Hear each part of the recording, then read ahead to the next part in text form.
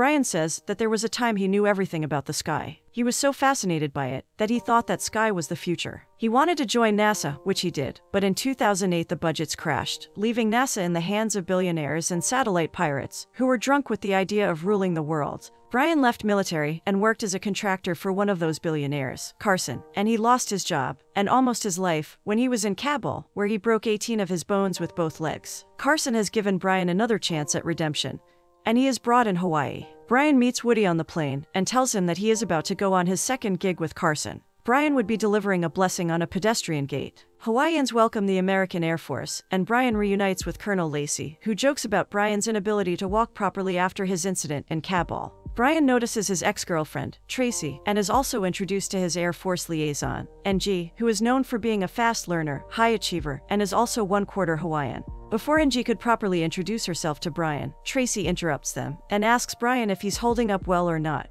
Tracy introduces Brian to her children, Mitchell and Gracie. Tracy's husband is Woody, who Brian met earlier on the plane. Tracy and her family invites Brian for dinner. Although hesitant, Brian agrees to come. NG watches Brian closely as if she has a crush on him. Brian meets Carson, who is meeting him for the first time in many years. Carson plans on launching a satellite into space, and he has brought in Brian for assistance. Carson lets Brian know that he didn't abandon Brian after the incident in Kabul. Rather, he was saving Brian by not contacting him for a long period of time. Brian and NG have a meeting the next day with the Sovereign King and the head of the nation of Hawaii, Denny's Bumpy Kanahel. Brian has known Kanahel for many years, and he hopes to strike a deal with him tomorrow. NG wants to have a drink with Brian and wants to have a long conversation with him. Brian says that they can go for a drink, but he only talks to the point. NG and Brian are staying in separate rooms. While Brian is listening to his radio set, his radio catches the frequency of NG's phone, who is currently on call with her mom. NG tells her mom how much she admires Brian for his handsomeness and charm.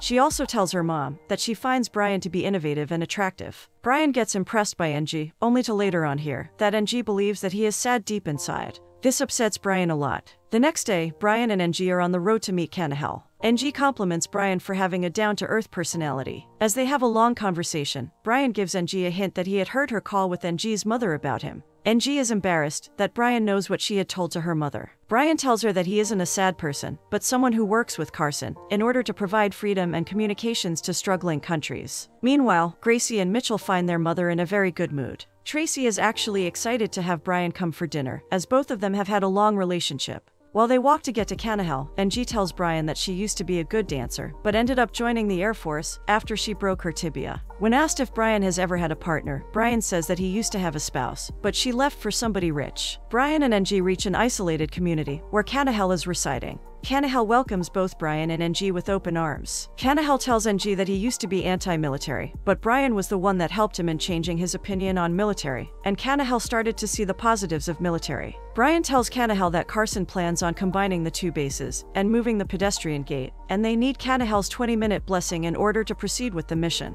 Kanahel tells Brian and NG that he has heard a rumor of someone sending nuclear weapons into the sky. Brian tries to negotiate with Kanahel once again, and Kanahel says that if Carson wants his blessings, he would have to give Kanahel control over the territory of Two Hole Mountains and free cell phone service for his community. Brian disagrees to Kanahel's improbable demands, but NG steps in and says that she promises Kanahel that this is the new military and it won't put any nuclear weapons above the island. Kanahel, who has bonded strongly with NG, actually listens to her. After hearing some music, Brian agrees to Kanahel's extreme demands, and he returns back home with NG. While on the road, NG asks Brian if he still believes in the sky, like he used to as a child. Brian says that when he was just a little kid, he asked for a telescope from his parents, which he got. It made Brian enthusiastic to learn more about the sky. As Brian got older and after he joined the military, his interest in knowing more about the sky diminished. NG still believes in the sky and has the same amount of knowledge about it like Brian does. Tracy is more than excited that Brian is coming over for dinner. NG has been helping Tracy in setting up the table and helping with the meal. NG also bonds with Tracy's children, who are fascinated to learn that NG is one-quarter Hawaiian.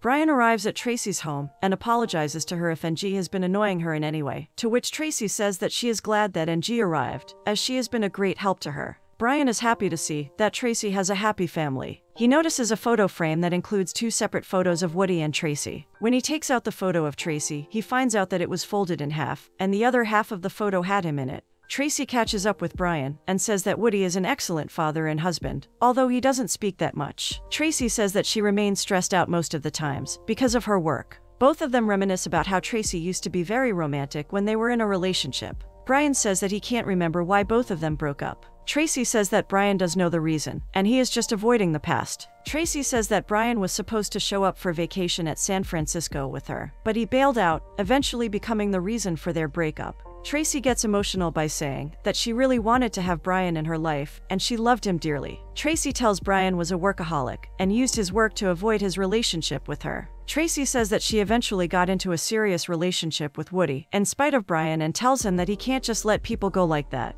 Woody enters the kitchen, and although he doesn't say anything, he gives a little gesture to Brian. Brian assumes that Woody was trying to tell him that Woody loves his wife and is more manly and handsome than Brian. After dinner, Brian tries to bond with Mitchell, who is into the myths and legends of Hawaii. Mitchell asks Brian if he was really going to marry Tracy in the past, to which Brian replies that he almost did. Later on, Brian finds NG teaching Gracie Hawaiian dance, hula. All of them later head to Carson's Christmas party. While they are having drinks, Brian asks NG how she has remained single all this time, to which she replies that she never felt like being in a serious relationship. General Dixon arrives at the party, and he is happy that Brian was successfully able to cut a deal with Kanahau. Dixon says that Carson is important to them, and Brian should not mess anything up. One of Dixon's close men give Brian a thumb drive that contains top-secret information for the upcoming satellite launch. He also tells Brian that Carson wants to talk to him right away. Carson informs Brian that he was angry at Brian for what he did in Kabul, but he is happy how Brian handled the deal with Kanahau. He also adds that Brian is an important part of this huge mission. Later that night, Carson asks NG for a dance, to which she readily agrees. Both of them dance for quite some time, and everyone at the party seems to have a good time. Brian connects the thumb drive to his laptop and finds every information regarding the satellite that would be launched soon. NG, who is in the next room, tells Brian that she loved dancing with Carson. When asked if NG wants to come over to Brian's room, NG doesn't wait for a second and joins Brian for the night. NG notices a lot of stickers on the back of Brian's laptop, and Brian tells her that every sticker is somehow related to a project Brian ever has been a part of. One sticker is related to the Helena project, in which Brian was given the responsibility of sound transducing. This excites NG a lot as she loves the Helena project. As NG gets close to Brian, he moves back, when he suddenly remembers the dreadful incident in Kabul he was a part of. Brian says that he was one of the mercenaries in Kabul, and he didn't care when the missile was about to hit the place he was standing at. Brian confidently says that this is the first night when he is truly happy that he lived. NG is in awe of Brian, who moves close to her, and they end up kissing. Brian shows NG his foot, which has toe of another man, so to his own. Brian says that he once stepped on a landmine and lost half of his toe. A horrible doctor then decided to sew half of another man's toe with the remaining toe of Brian. For the next many days, Brian and NG enjoy each other's company, and both of them grow closer to each other. When NG is on a walk a day later, she goes to meet Tracy and Woody, but finds Mitchell and Gracie instead. She sees Mitchell watching a video he shot, which shows that the rocket that would be launched in space is being loaded with something big. NG is confused about what is actually about to happen. NG asks Lacey what Carson actually intends to do with the launch of the new satellite. Lacey says that he doesn't know everything, as all of this is being privately funded. NG believes that Carson wants to send nuclear weapons into the space. She asks Lacey if Brian knows about it too, which Lacey replies that Brian would be aware of this, as he is working closely with Carson. NG meets Brian for lunch, where Brian informs her that he is looking forward to their life ahead. NG begins to shed some tears and says that she began to love Brian, but he lied to her. Brian is confused about what NG is trying to tell him. NG says that she knows what Brian knows. Brian thinks that NG is referring to their new relationship, but NG is referring to the rocket launch. NG says that Brian lied to her and the rest of the Hawaiians as he knew everything about the launch and how it is going to carry nuclear weapons into the space. An upset NG leaves Brian, who goes off on her as well. Brian says that NG won't make it big in her career with the attitude she had just shown. NG says that she can't believe that she was babysitting Brian this whole time. Woody returns to his home and asks his family members what they have been doing all day. Tracy asks Woody about his work that day. As Woody doesn't talk that much, Tracy says if he has anything more to say to his family. Woody avoids more conversation and goes to change his clothes. Woody tells Tracy that the communication gap between him and her is all Brian's fault. Tracy lets Woody know that both of them had problems long before Brian came back. Tracy tells Woody that he never opens up to her about anything, and silence is what making their marriage fall apart.